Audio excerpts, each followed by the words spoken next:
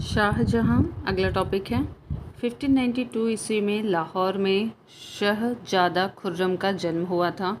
उसकी माता मारवाड़ के शासक उदय सिंह की पुत्री जगत गोसाई थी। 1612 ईस्वी में आसफ खां की पुत्री अर्जुमंद बानो बेगम से उसका विवाह हुआ, जो बाद में इतिहास में मुमताज महल के नाम से विख्यात हुई। 1628 ईस्वी में शाहजहाँ अब्बुल मुजफ्फर शिहाबुद्दीन मोहम्मद साहिब किराने सानी की उपाधि धारण कर गद्दी पर बैठा। आगरा में उसका राज्याभिषेक हुआ।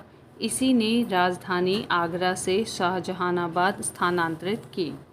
अहमदनगर को 1633 ईस्वी में मुगल साम्राज्य में सम्मिलित कर लिया गया। यहाँ के शासक हुसैन शाह तृतीय को ग्वालियर के किले में कैद कर दिया गया। निजाम शाही सरदार शाहजी भोसले ने एक बच्चे मुर्तजा निजाम शाह तृतीय के नाम से मुगलों से संघर्ष जारी रखा। अंत में 1636 ईस्वी में मुगलों द्वारा शाहजी को चुनार के किले में घेर लिया गया। शाहजी ने बहुत से किले तथा मुर्तजा निजाम शाह तृतीय को मुगलों को सौंप दिया। मुर्तजा निजाम शाही तृतीय को भी ग्वालियर के किले में कैद कर दिया गया तथा शाहजी ने बीजापुर राज्य की सेवा स्वीकार कर ली। शाहजहाँ के समय गोलकुंडा और बीजापुर ने मुगलों से संधि कर ली। शाहजहाँ के शासनकाल में औरंगजेब पहले 1636 से 44 ईस्वी तक दक्कन का सूबेदार रहा था तथा 1653 ईस्वी से 1658 ईस्वी तक वह पुनः दक्कन का सूबेदार रहा। कंधार राज्य ईरान के शाह और मुगलों के बीच संघर्ष की जड़ थी। कंधार राज्य ईरान के शाह और मुगलों के बीच संघर्ष की जड़ था, क्योंकि कंधार को अपने हाथों में रखना मुगल शासक तथा ईरान के शाह के लिए प्रतिष्ठा का विषय बन गया था।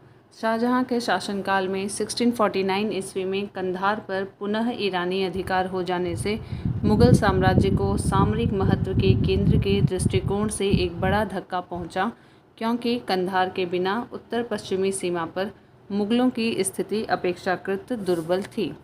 शाहजहाँ के समय में कंधार अंतिम रूप से मुगलों के अधिकार से निकल गया। शाहजहाँ के बल्ख अभियान का उद्देश्य काबुल की सीमा से सटे बल्ख और बदख्शां में एक मित्र शासक को लाना था, ताकि वे ईरान और मुगल साम्राज्य के बीच बफर राज्य बन सके।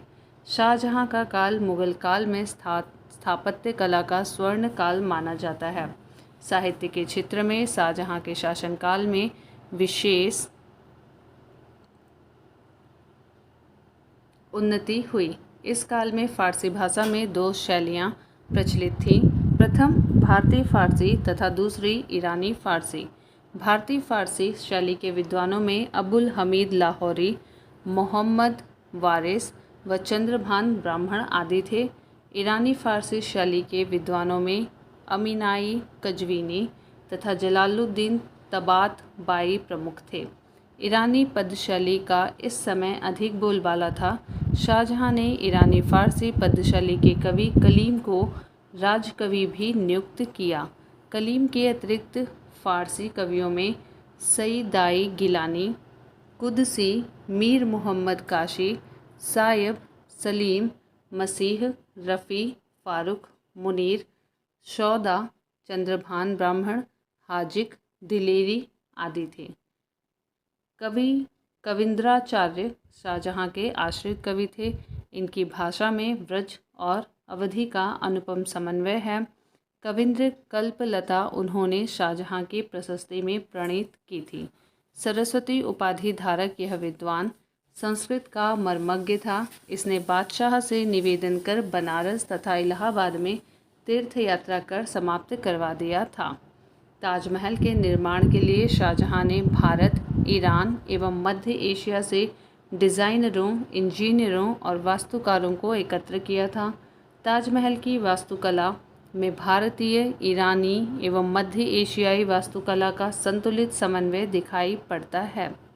दिल्ली की जामा मस्जिद का निर्माण शाहजहाँ ने करवाया था।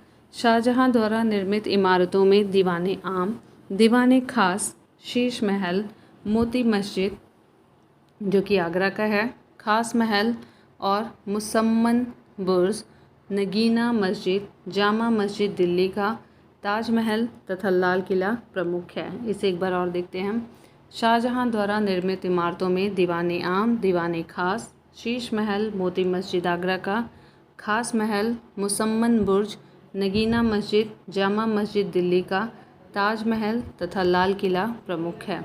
अकबर के फतेहपुर सीकरी की भांति शाहजहां ने दिल्ली में अपने नाम पर शाहजहानाबाद नामक एक नगर की स्थापना की तथा वहां अनेक सुंदर एवं वैभवपूर्ण भवनों का निर्माण कर उसे सुसज्जित करने का प्रयास किया। शाहजहानाबाद के भवनों में लाल किला प्रमुख है। इस किले के पश्चिमी द्वार का नाम लाहौरी दरवाज़ा एवं दक्षिणी द्वार का नाम दिल्ली दरवाज़ा है। यह सुंदरता एवं शोभा में अनोखा है। उपनिषदों का फारसी अनुवाद शाहजहां के शासनकाल में शहजादे दारा शिकोह ने सिर्रे अकबर शीर्षक के तहत किया। इसमें 52 उपनिषदों का अनुवाद किया गया है। दारा को उसकी सहिष्णुता एवं उदारता के लिए लेन पुल ने लघु अकबर की संज्ञा दी है। दारा शिकोह को यही नहीं, शाहजहां ने भी दारा को शाह बुलंद इकबाल की उपाधि प्रदान की थी। मज़्म उल बहरीन दारा की मूल रचना है। मज़्म उल बहरीन दारा की मूल रचना है। शाहजहां के चारों पुत्रों में ज्येष्ठ दारा शिकोह सर्वाधिक सुशिक्षित, अध्येता तथा लेखक था। उसने अनेक हिंदू धर्म ग्रंथों का अध्ययन किया एवं उपनिषदों, योग वशिष्ठ, भगवद गीता आदि हिंदू धर्म ग्रंथों का फारसी में अनुवाद कराया। और आगे है, मुग़ल बादशाह शाहजहां ने बलबन द्वारा प्रारंभ की गई ईरानी दरबारी रिवाज सिजदा समाप्त कर दिया था। 1636-37 ईस्वी में सिजदा प्रथा का अंत कर दिया गया। जमीन बोश की प्रथा भी खत्म कर दी गई और पगड़ी में बादशाह की तस्वीर पहनने की मनाही कर दी गई। Doctor A.L. श्रीवास्तव ने अपनी पुस्तक मुग़लकालीन भारत में लिखा है कि शाहजहां का शासनकाल भारत में मध्यकालीन इतिहास में स्वर्ण युग के नाम से प्रसिद्ध है। तथापि यह केवल कला एवं कला में भी वास्तुकला की दृष्टि से ही सत्य माना जा सकता है। एल्फिंस्टन ने शाहजहां के काल के बारे में लिखा है कि शाहजहां का काल भारतीय इतिहास में सर्वाधिक समृद्धि का काल था। प्रश्न कोश, और यहाँ पे जो पहला प्रश्न है वो एक मानचित्र के द्वारा दिखाया गया है। एक बार आप इसे ध्यान से देख लीजिए और देखते हैं कि ऊपर दिए गए मानचित्र में छायित क्षेत्र दर्शाता है। तो ये जो छायित क्षेत्र है, ये वाला पूरा पार्ट जो शेडो है, शेड है, ये पूछा गया है। तो ये कौन सा है? अलाउद्दीन खिलजी का साम्राज्य, मोहम्मद तुगलक का साम्राज्य, शाहजहां का साम्राज्य, औरंगजेब का। तो ये शाहजहां का साम्राज्य है, ऑप्शन सी। एक्सप्लेनेशन देखते हैं। प्रश्नगत मानचित्र में शाहजहां का साम्राज्य दर्शाया गया है क्योंकि इसमें काबुल, अफ़गानिस्तान शामिल है, जबकि गोलकुंडा उसके साम्राज्य से बाहर था। गोलकुंडा को औरंगजेब द्वारा 1687 ईस्वी में अधिकृत किया गया था। क्वेश्चन नंबर 2, ईरान के शाह और मुग़ल शासकों के बीच झगड़े की जड़ क्या था? तो ये कंधार था, ऑप्शन बी। एक्सप्लेनेशन देखते हैं। कंधार राज्य ईरान के शाह और मुग़लों के बीच संघर्ष की जड़ था क्योंकि कंधार को अपने हाथों में रखना मुग़ल शासक तथा ईरान के शाह के लिए प्रतिष्ठा का विषय बन गया था। दोनों शासकों की साम्राज्यवादी योजनाओं को कार्यान्वित किया जाना बहुत कुछ कंधार को अपने हाथों में रखने पर ही निर्भर करता था। क्वेश्चन नंबर 3, कंधार के निकल जाने से मुग़ल साम्राज्य को एक बड़ा धक्का पहुंचा। इससे सामरिक महत्व के केंद्र के दृष्टिकोण से स्ट्रेटेजिक स्ट्रॉन्ग होल्ड होने की वजह से, ऑप्शन डी। शाहजहां के शासनकाल में 1649 ईस्वी में कंधार पर पुनः ईरानी अधिकार हो जाने से मुग़ल साम्राज्य को सामरिक महत्व के केंद्र के दृष्टिकोण से एक बड़ा धक्का पहुंचा, क्योंकि कंधार के बिना उत्तर पश्चिमी सीमा पर मुग़लों की स्थिति अपेक्षाकृत दुर्बल थी। शाहजहां के समय में कंधार अंतिम रूप से मुग़लों के अधिकार से निकल गया। क्वेश्चन नंबर 4, बनारस एवं इलाहाबाद के तीर्थ यात्रा कर की समाप्ति के लिए किसने मुग़ल बादशाह के सामने बनारस के पंडितों का नेतृत्व किया था? तो ये थे कविंद्राचार्य, ऑप्शन सी। बनारस में के संस्कृत और हिंदी के महान विद्वान कविंद्र आचार्य सरस्वती को शाहजहां द्वारा राजकीय संरक्षण प्रदान किया गया था। कविंद्र कल्प लता उन्होंने शाहजहां की प्रशस्ति में प्रणीत की थी। सरस्वती उपाधि धारक यह विद्वान संस्कृत का मर्मज्ञ था। इसने बादशाह से निवेदन कर बनारस तथा इलाहाबाद की तीर्थ यात्रा कर समाप्त करवा दिया था। क्वेश्चन नंबर 5, किस मुगल शासक ने बनारस के संस्कृत और हिंदी के महान विद्वान कवि ये थे? यहाँ पे मुझे लग रहा है क्वेश्चन कुछ मिसप्रिंट हो गया है। तो ये कविंद्राचार्य के बारे में है। तो ये पूछा गया है कि कहाँ थे, तो किसके शासनकाल में थे? ये शाहजहाँ के शासनकाल में थे। एक्सप्लेनेशन वही ऊपर वाला था। क्वेश्चन नंबर 6, शाहजहाँ के बल्ख अभियान का उद्देश्य था काबुल की सीमा से सटे बल्ख और बदख्शां में एक मित्र शासक को लाना। ऑप्शन ए यहाँ पे सही उत्तर है। बादशाह शाहजहाँ की कामना अपने पूर्वज बाबर की मातृभूमि को पुनः अधिकृत करने की न होकर मध्य एशिया तथा पश्चिम एशिया के राज्यों में शक्ति संतुलन की अधिक थी। उसके बल्ख अभियान का उद्देश्य काबुल की सीमा से सटे बल्ख और बदख्शां में एक मित्र शासक को लाना था ताकि वे ईरान और मुग़ल साम्राज्य के बीच बफर राज्य बन सके। क्वेश्चन नंबर 7, निम्न में से कौन शाहजहाँ के शासनकाल का राज्य कवि था? तो ये थे कलीम। Option A. शाहजहाँ ने ईरानी फ़ारसी पद्य शैली के कवि कलीम अबू जहील को राजकवि नियुक्त किया। कलीम के अतिरिक्त फ़ारसी कवियों में सईदाए गिलानी, कुद्सी, मीर मोहम्मद काशी, सायब, सलीम, मसीह, रफ़ी, फ़ारुक, मुनीर, शौदा, चंद्रभान ब्राह्मण, हाजिक दिलेरी आदि थे। क्वेश्चन नंबर 8, मुमताज़ महल का असली नाम था अर्जुमंद बानो बेगम। Option A Arjumand Bano Begum.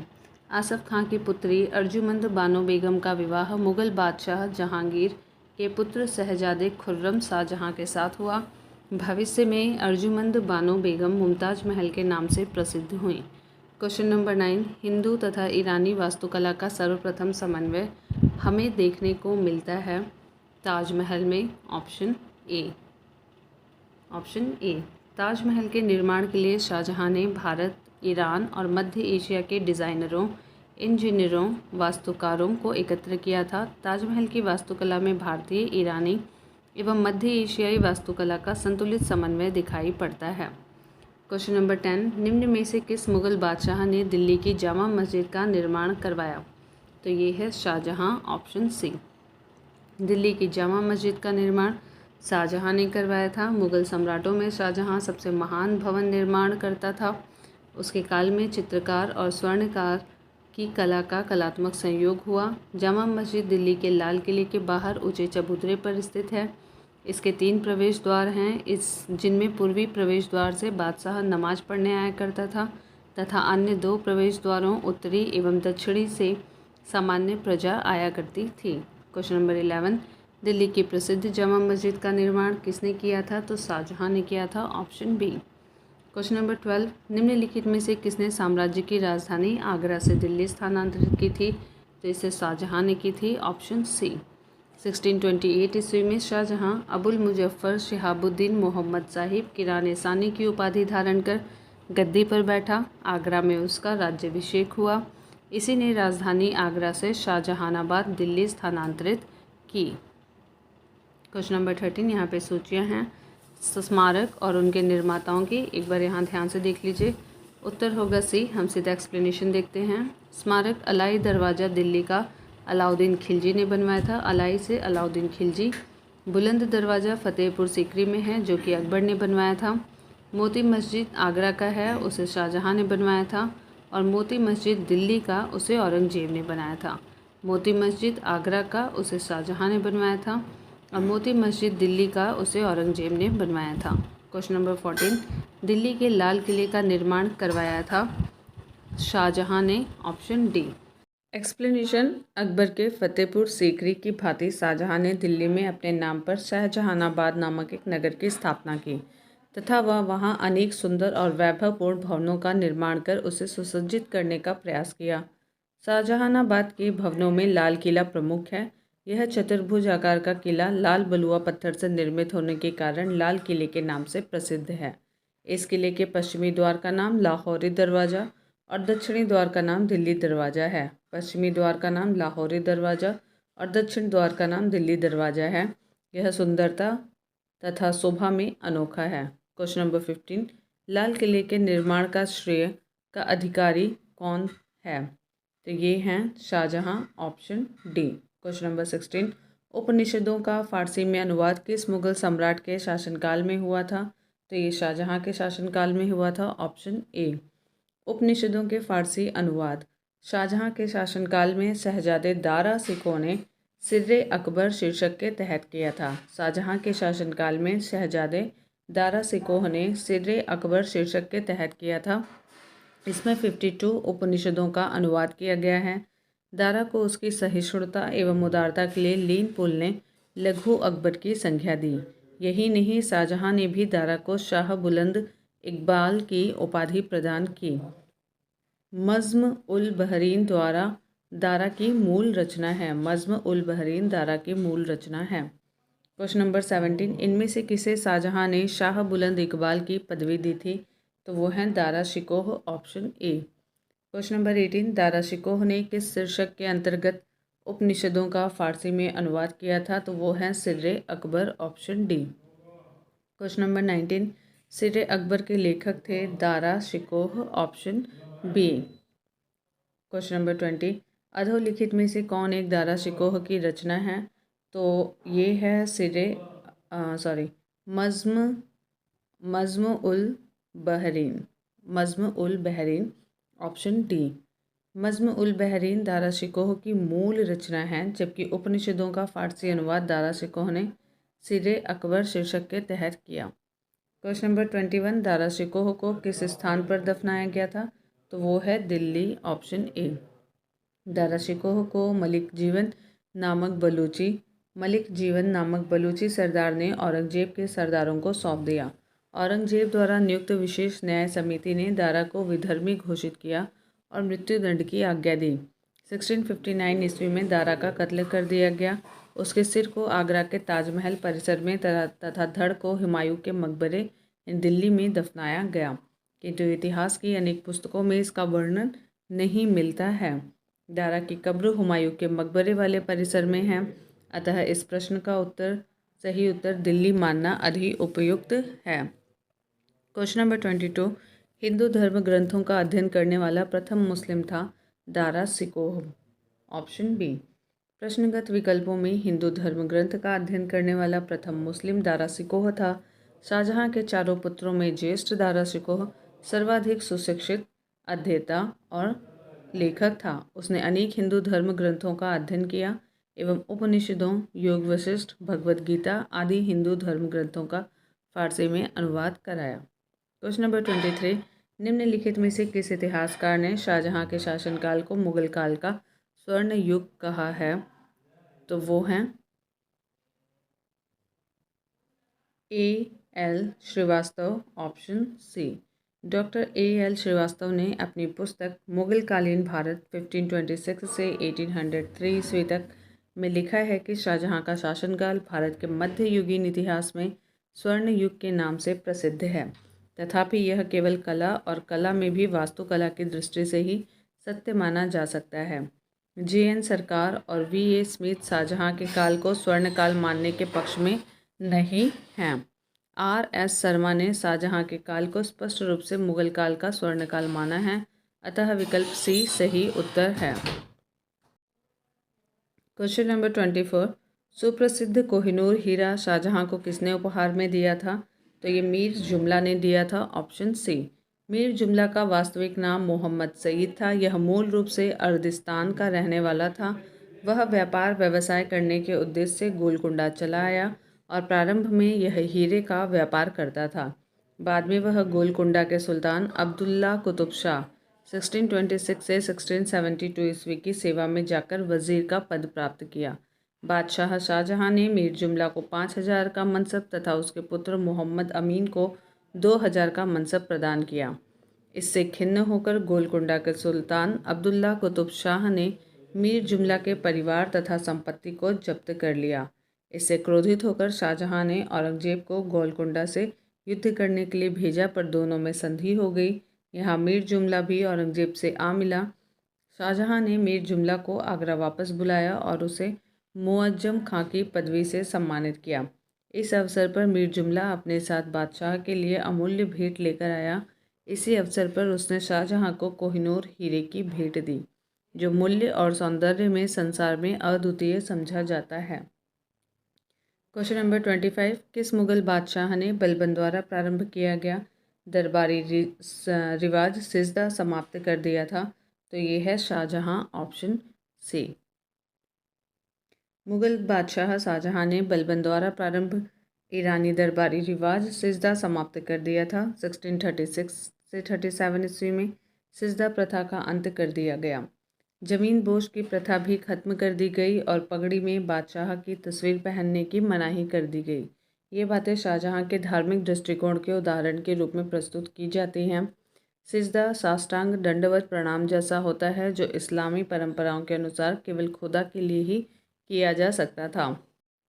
इन बातों के स्थान पर चहार तस्लीम की प्रथा लागू की गई, किंतु मनुची बताता है कि बाद में चहार तस्लीम और सिजदा में भेद कर पाना कठिन हो गया। प्रश्न संख्या 26, निम्नलिखित में से कौन शाहजहां के शासनकाल में अधिकांश समय तक दक्कन का गवर्नर रहा? तो ये था औरंगजेब, ऑप्शन डी। शाहजहां के शासनकाल में औरंगजेब पहले 1636 से 44 ईस्वी तक दक्कन का गवर्नर रहा तथा 1652 ईस्वी में 1653 ईस्वी में कार्यभार ग्रहण कर में उसे पुनः इस पद पर नियुक्त किया गया था, जिस पर वह उत्तराधिकार के युद्ध में विजय और मुगल बादशाह बनने तक रहा।